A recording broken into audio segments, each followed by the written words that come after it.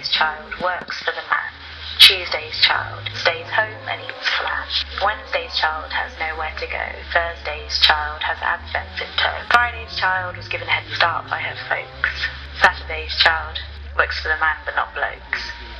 And the child who's born on the Sabbath day is lithe and proud either way. I'm with you in a world of your imagination. Hey, and you who we are.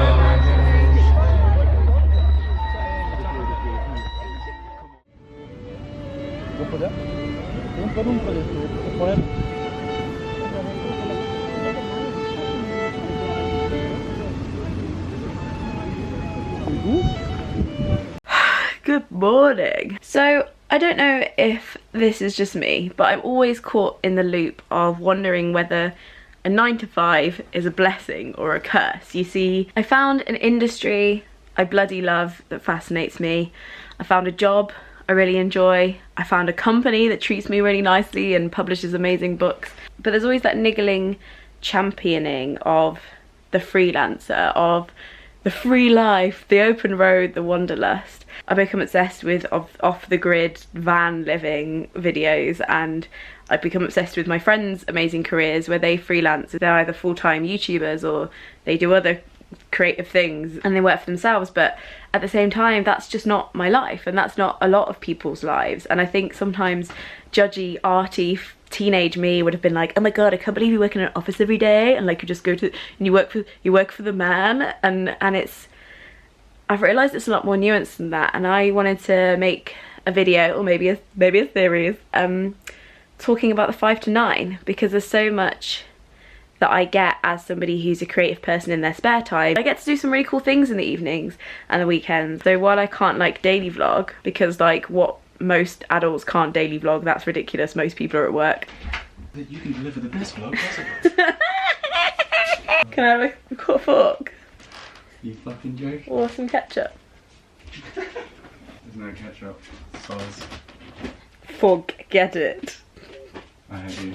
It's been a pleasure. I don't consider it to be undermining as a creative to not be able to make money from it full time. Most people can't become very passionate about that being okay. For me and my brain, in some ways I've become really grateful for that income I know that will come in every month, and that source of fulfillment and like measurable achievement I get from a 9 to 5 job. For so many people, like, working full time is a necessity. It's something that it's something that most people need to do for whatever reasons they have, and that's the reality, and that's okay. I thought I could use these videos to document the other person I am outside of work, the other stuff that I do, which is basically everything that's on this channel. A lot of people get caught up in what their career is going to be and like how they can make their degree pay itself back. Spoiler alert, it will never pay itself back. I think there's a tendency to get caught up in that, like, what's my job going to be? And actually what I should have been picturing at uni is, what is the rest of my life going to look like outside of work as well? Like, how can I make that, you know, something that I look forward to and something that I'm excited about and something that sustains me mentally? Time is a privilege, and while I have less time to be creative in my own stuff than some people, I have a bloody great time of it. And yeah, I just wanted to, I guess, show that a little bit, because me 6 years ago would have really appreciated that. Something it didn't occur to me to think about. So yeah, here's to the 5 to 9. How lovely you are. I'll have some pickles. Sell me your wares. I'll make some pottery in my spare time. So loads has been happening since I last started telling stuff to the camera in this vloggy style way. The last time I just kind of talked about my life, I think. I was doing this ridiculous ass challenge that I set myself, making 40 videos during Lent. Things that have happened. I have moved in with my boyfriend. Ooh! What's more cliche is that we met through YouTube. Listen, Joe, I'm not a concept. I'm not a solution. I'm just a fucked up girl looking for my own peace of mind. Don't assign me yours. What else has happened? My brother got engaged. That was super cute. I'm gonna be best man at the wedding, provided apparently on the one proviso that I don't rap the best man speech. Devastated. My amazing friend Jen brought out 2 books, and I got to go to the launch of one in this cozy little bookshop, and then I got to host an event for the second one. I was her interviewer at a Waterstones, which I don't have any video of, but I do have some flashy pictures, and I got to meet some of you guys, and it was really nice. The first one is Franklin's Flying Bookshop, which is a kid's book about a dragon who has a bookshop on his back. Oh my god. So if you do have like little tykes, other people's children, or maybe even your own, to buy books for Christmas, this one is so pure. And then she also wrote The Beginning of the World in the Middle of the Night, which is a short story collection. Magic, family, lost souls, and superstition. If you like Grace Keepers by Kirsty Logan, Angela Carter, A.S. Byatt, this is the kind of, this is the shit. This is the book reviews with Lena, this is the shit. It's very sprightly, condensed, imaginative prose. If it was an object, it would be glitter with unexpectedly sharp edges. Other things that have happened, I was allowed to go behind the scenes. My favourite musical, Wicked. I went on a Twitter rant about this a while ago, but I bloody love Wicked. I wrote my undergrad dissertation on the book Wicked by Gregory Maguire, and I think it's this wonderful, rich portrayal of a really strong female character who cares about politics and inclusion more than she cares about boys. It is really rich in subtext and political persuasion, and I fucking love it. So I was really honoured to be able to go behind the scenes, and I tried on the elf of a hat and I cried a little bit. Whatevs. Hannah got to go up in the bubble. What the fuck? So yeah, thank you to, this is 100% not spawn, but thank you so much to the team at Wicked for showing us around. That was like literally probably one of the highlights of my life. No big, we're playing it down though, we're playing it down because it's not cool to be that into things. I also got to meet Margaret Atwood, kind of, and that was probably a very small moment in her day and a huge bookmark in my life. Meeting your hero realities. Also a huge struggle in my life at the moment is snoring. Apparently I snore, which retrospectively explains a lot about my single life and presently causes me a little bit of distress. So this is Craig. I moved in with him recently.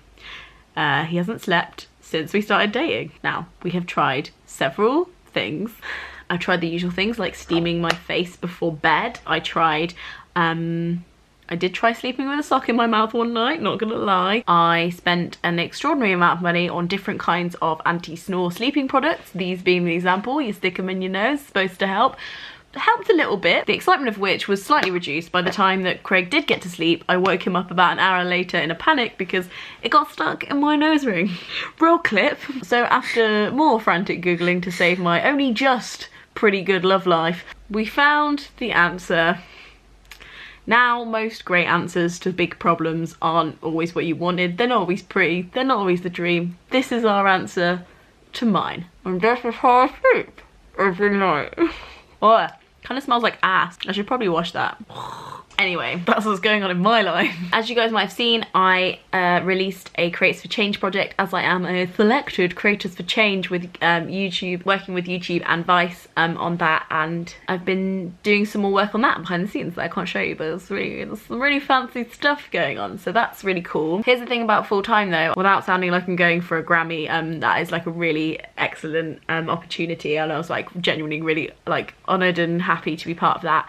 But the reality of full-time office life means that some of my other projects that I was really excited about got put on the back burner, which is totally fine, but also probably looks weird from the outside. So one of them was my podcast that I launched called I'm Not Being Funny But, the podcast where we ask the questions you pretend you knew the answers to, or the ones you didn't think to ask. Released 3 episodes of that and then got so swept up in this more time that I do have outside of work doing Creators for Change stuff that I didn't get to carry on with the podcast. Now I have like recorded 7 episodes or something, so I'm going to be starting releasing those again in December, so that's really exciting. I continue to communicate with some small amount of you on this thing called the Gumption Club, which is a Patreon only secret Facebook group where I talk about creativity, so I've been live streaming up there. Oh my god, I also just read this amazing book, hold on. I hadn't read any YA in ages and I got sent this. Not about the cover, I would never have picked this up if I hadn't been pitched to it by a very talented publicist. It's set in present day London where there is an East End bomber. The police haven't found him, and this is about a teenage girl who is struggling with her identity. She lost her mum at a very, very young age, has been brought up by her brother and his boyfriend. It explores social responsibility and politics with background of coming of age.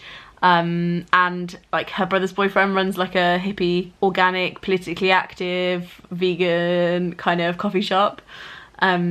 And it's written by a bookseller who works at Houseman's Bookshop, which is what a really great like political bookshop in London that I love, near King's Cross. And I was really impressed by this. I thought it touched on a lot of issues that a lot of YA doesn't. All the characters are really well fleshed out. I was really impressed by this. Some excellent publishing, some excellent writing. I liked it. When 21, I loved to dream and was to loafing well inclined. Somehow I could get up steam to welcome work of any kind. While students burn the midnight lamp with dour ambition as their goad, I long to be a gayful tramp and greet adventure on the road. Look to the stars for your home tonight. Feel the mulled wine in your head. Try to forget, but it all tonight. Falling. Don't bring around a cloud to rain on my parade.